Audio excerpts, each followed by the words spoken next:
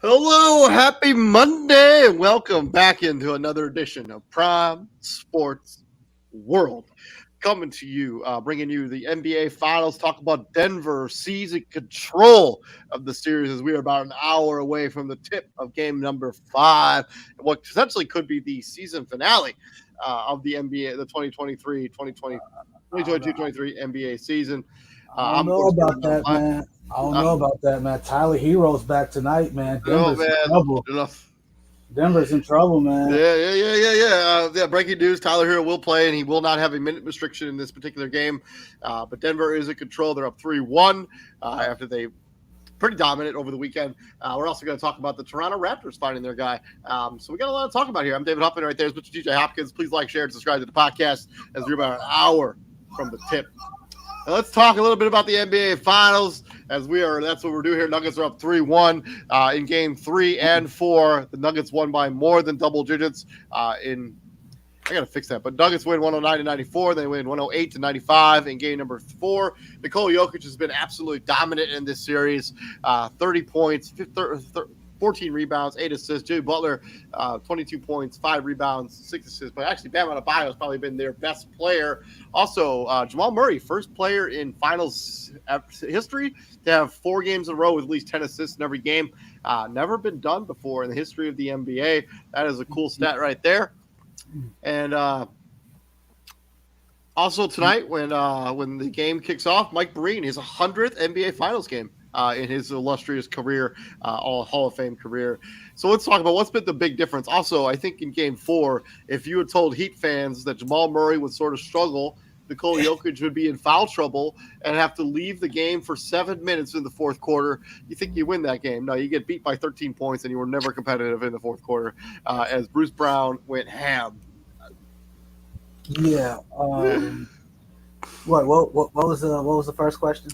Well, what's been the difference for the Nuggets? Again, from Game 1, Game 2, they split, and then Game 3 and Game 4, they've been very dominant for both those games, really.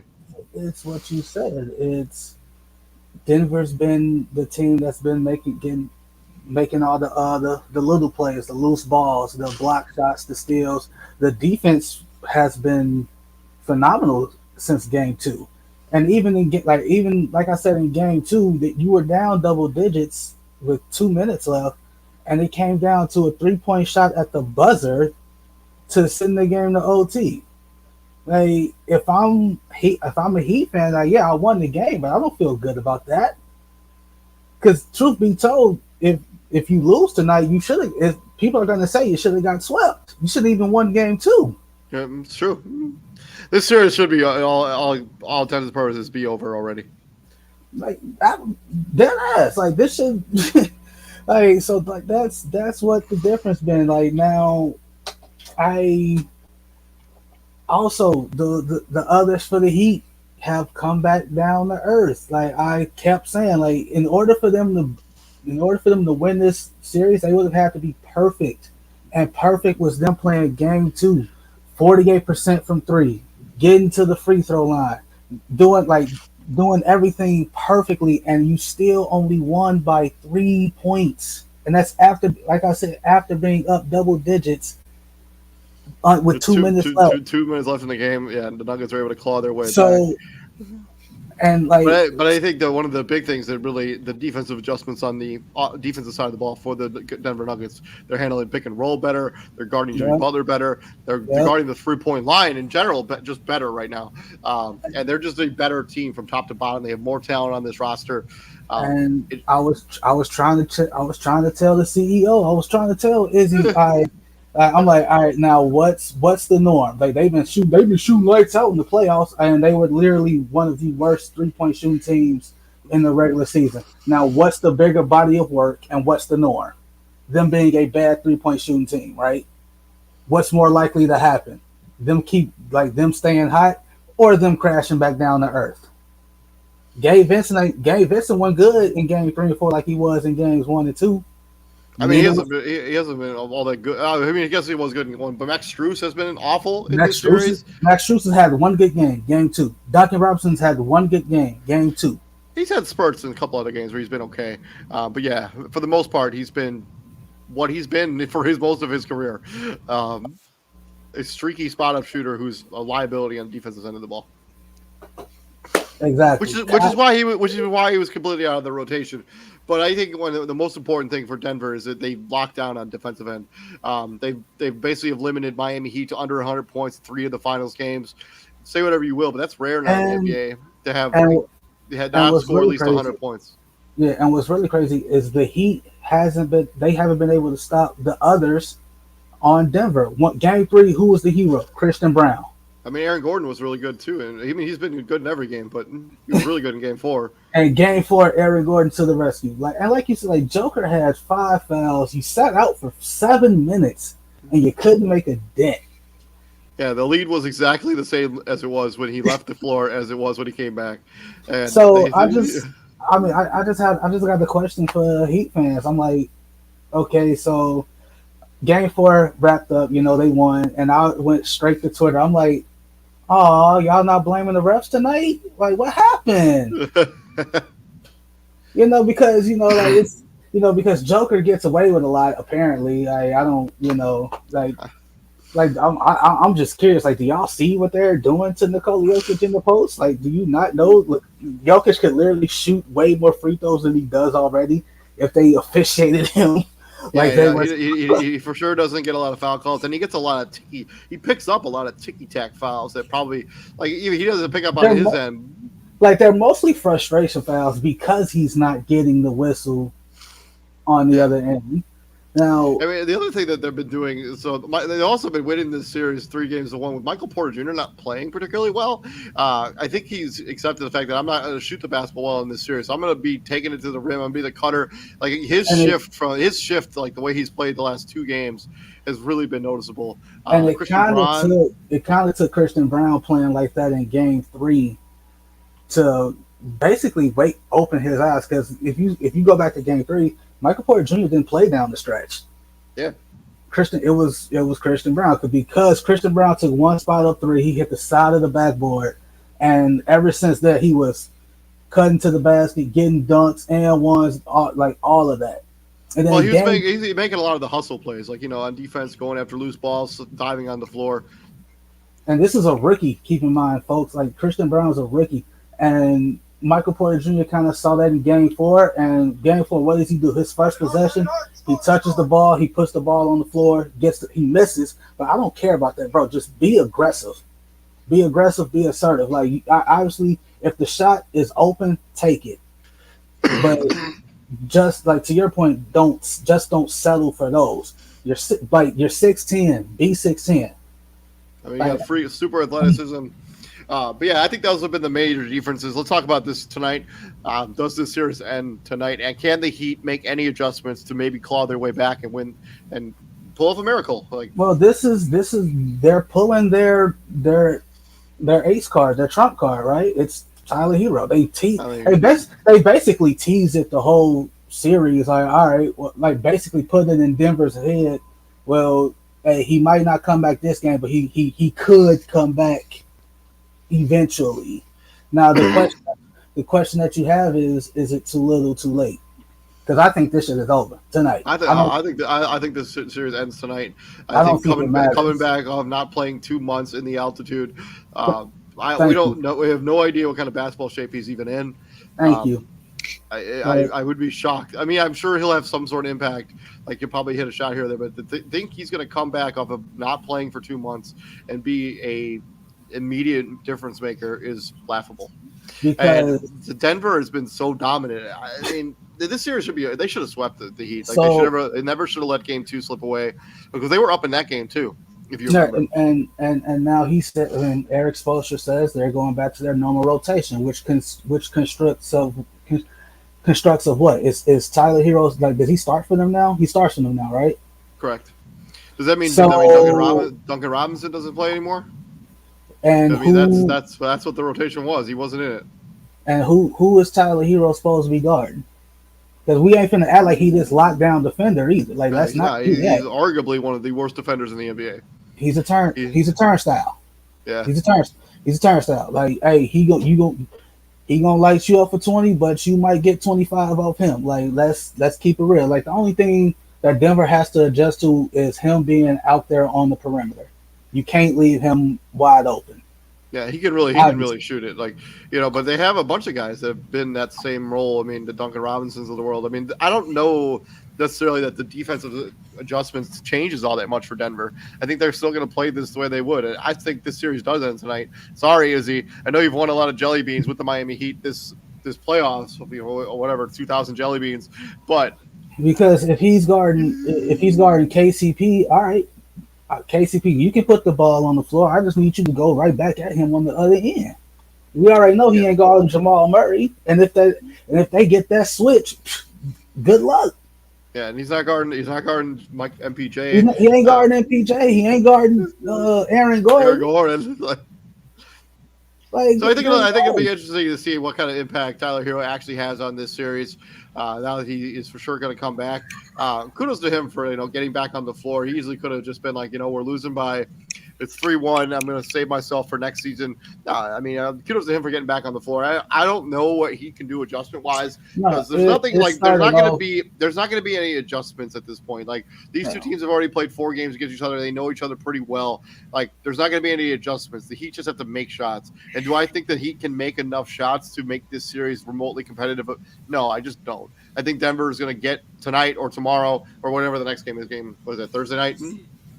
What, today's Monday? Yeah, it would be Thursday night. Thursday, Wednesday or Thursday, one of the two. I think they're doing 3 games between each game now, so it would be on Thursday night. But I think this series ends tonight. I don't think there's a heat adjustments, and I don't think they can come back and win this And series. I already said this who whole wins the notion series. of, You got the and Nuggets. this whole notion of the NBA ain't going to let this end in five, bro. The NBA, the Spurs beat a LeBron-led team in 5 games. LeBron in his prime, by the way. I mean, he let Kevin Durant sweep the Lakers. He'll sweep LeBron in a series against Kevin Durant. I mean, do you think Like the NBA right, cares? right. The Warriors swept a LeBron-led team, bro. But they're not going to let this end in 5. Bro, do y'all realize that this finals, like the numbers, the ratings, are the same as what Boston and Golden State was a year ago? They're literally the exact same. So, so apparently people are watching. Like I don't know what the NBA damn sure ain't losing no money. No, Every game been sold out. I do think that the Miami Heat fans gotta step up if this game does get to Game 6, like they can't be leaving the building with like 5 minutes left in the game with like they're down by 10 points like that. Like it's just insane to watch them all just leave the building. And if you're a player, man, like that's got to be demoralizing as hell. Like you're playing, and like all of a sudden your fans are just in droves, just dipping out. They're just dipping out like. And you think they would have learned their lesson because obviously That Ray Allen play, yeah, they all try to come back in the building. Yeah. Oh no, hey, like stadiums, stadiums have what's called the good night rule, which means if you leave the stadium, at no point in time can you come back in. They don't care about the money you paid for the ticket. They don't care where your seat is. You left the stadium. Guess what? Good night. Bye. See you next time. So maybe I don't know, get your money's worth and stay during the whole game. Yeah, I mean, you're paying hundreds of dollars for that ticket. You're gonna leave early. Like, come on, not hundreds. This is the finals. You're paying thousands at this point. You're paying thousands at this point. And heat adjustments. I don't, like you said, make shots, play better defense. I don't know, because this whole notion of make Joker score, we can beat them. Like you did that in Game 4. Yeah. Joker didn't have double-digit assists in Game 4. You still lost. Jamal Murray's been the facilitator on this team. Like he's been the one, driving this offense. Double-digit assists in every single game this series. He's only 15 away from having like the assist record for 5 games in the playoff series. You still lost. Like this whole notion of we got to make him a score. Like no, you don't. Like they have the best player. They have the best 2 players, arguably, in this series. If you want to put Jimmy Butler ahead of Jamal Murray, fine. I can't do that right now. Fine, be my guest. If you want to put Bam ahead of Jamal Murray in this series, fine, be my guest. But all that's. Jokic in Game 3 had 32 points and 21 rebounds and 10 assists. Like, and Jokic in foul trouble in Game 4 still had 23 and 12. Like, yeah, this is a wrap. I'll be shocked if this game is even remotely competitive. I think they get the Nuggets by 30 piece Miami. Hey, and David, you said Jamal Murray he's gonna have double-digit assists in what would it be, 4 straight games? Yeah, never been done in the history of the NBA. And Nikola Jokic is still leading the team in assists this postseason. Yep. Well, come on, bro. Like, he passed the ball like a water polo player. You ever watch Olympic water polo? You ever see how they pass the ball? That is how Jokic passes the ball. It's literally like touch passes. Like he barely even touches the basketball before he passes it. Like it's nuts. But yeah, we'll see what ends up happening tonight. That tip off is about 45 minutes away. Let me know your predictions down in the comments section. Who you think is going to come out of that game? I got Denver wrapping it up here tonight. Moving on to let's talk about the Raptors getting their guy as they hire Darko Rajovic. Rakovic. Let's go with Rakovic. Right.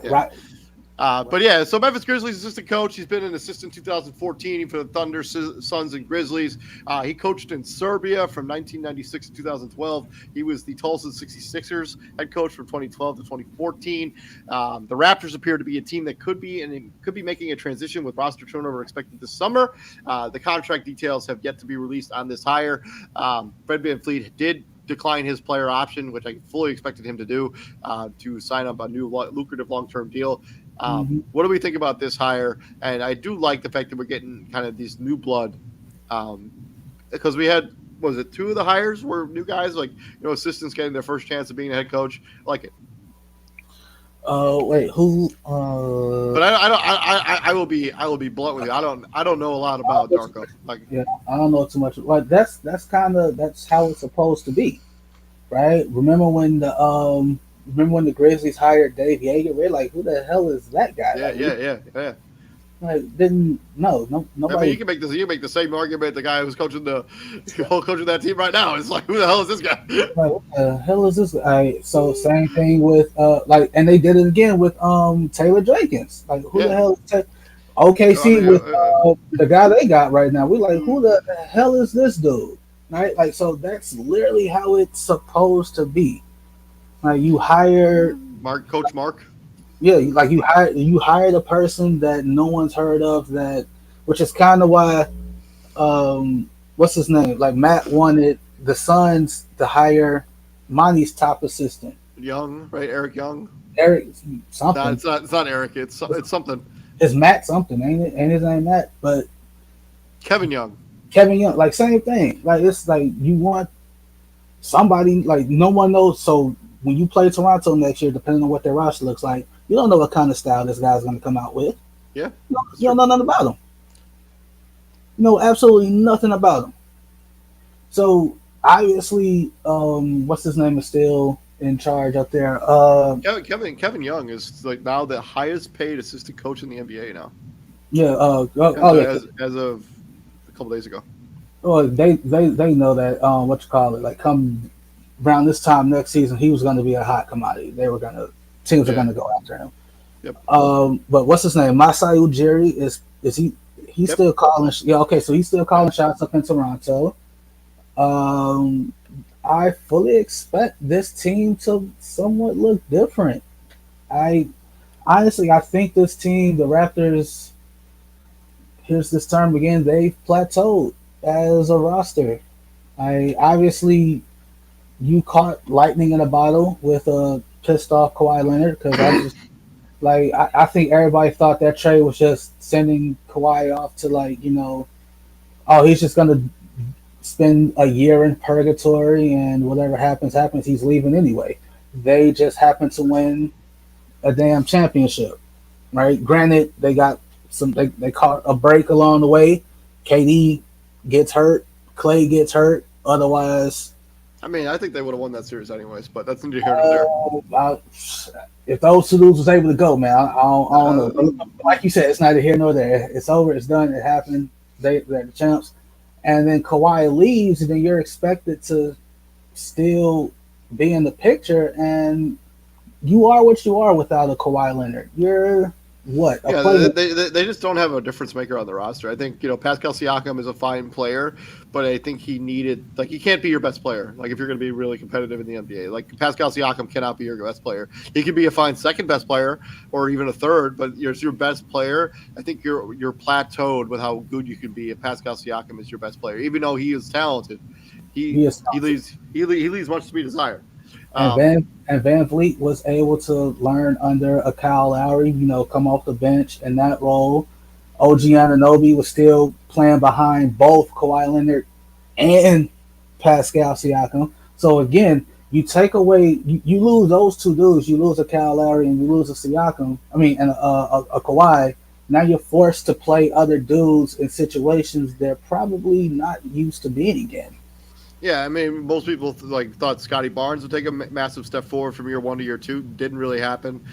He kind of treaded water for his second season in the NBA, which is fine, right? But you need to see more value out of him. You got to get better. Gary Trent Jr. is a really good basketball player who's widely underrated across the NBA. It'll be interesting to see what they do with him. But yeah, this is for sure a roster that's probably going to look different next season. It's probably going to be a roster that doesn't include a Fred VanVleet on the team, doesn't include a Pascal Siakam or an OG Anunoby. I think this is a team that's probably going to make some changes here. Absolutely. I don't see them staying. I don't see it staying the same. That's just me. I 100% agree with you. It'll be interesting to see what actually does happen. I think they have some valuable commodities, and like if this is a team that really wants to go all in on a rebuild, I mean, you could talk about trading Fred VanVleet, Pascal Siakam, OG Anunoby, package whatever you get for those guys. Try to get into the top 5 of this draft. Try to see if you can get upgrade at the point guard position through the draft. Because that's what they. I mean, if they let Fred VanVleet walk, they should really be trying to trade up with Portland somebody, and get Scoot Henderson. Right, you already know, like Bleacher Report, like they are on it. Like they are a top 5 destinations for Fred VanVleet, and I'm just like, damn, can y'all? Like Jesus Christ, can y'all wait a day? Like all we know is the man opted out. We don't know, we don't know what's behind that. Like, you know what we think is behind it. He's going to be. He wants a long-term flexibility, right? I mean, you want to sign somewhere a 4 or 5 year deal. It gives you long-term security. And can Toronto not offer him that? I mean, yeah. I mean, they can offer him an extra year. They can offer him more money. But it all depends on where you want. If you want to go and win, I just don't think you're going to win in Toronto. Like unless Scotty Barnes takes a massive leap forward, or Pascal Siakam, takes another step forward. He's been good, but if he takes another step forward, like that's kind of what you kind of need if you're going to stay in Toronto. Yeah, because let's be honest, the last time we saw you on the NBA court, you blew a 19-point lead to a Chicago Bulls team that's not good. Bulls team not good, and they're like a bunch of these teams in the NBA like that are right, like Toronto and Chicago, all of these teams that are like in the same kind of area. Like they're in the same bracket. Like they kind of need to decide, like, hey, are we gonna continue to just throw whatever at the wall and hope it sticks, or are we gonna like try to blow this up and like start from scratch, or actually push towards the championship? We'll see. It'll be interesting to see what happens to Toronto. I don't know a lot about Darko.